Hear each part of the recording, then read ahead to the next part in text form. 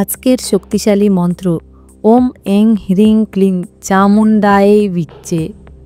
এই মন্ত্রটি মহাশক্তি চামুণ্ডা দেবীর উদ্দেশ্যে নিবেদিত।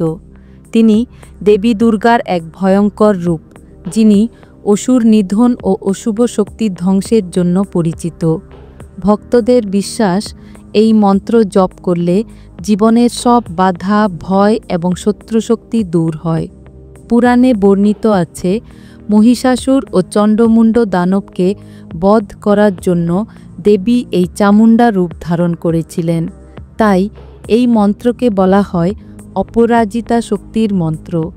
বিশেষ করে মঙ্গলবার ও নবরাত্রির সময় এই মন্ত্র 108 বার জপ করলে দেবীর বিশেষ কৃপা লাভ হয়।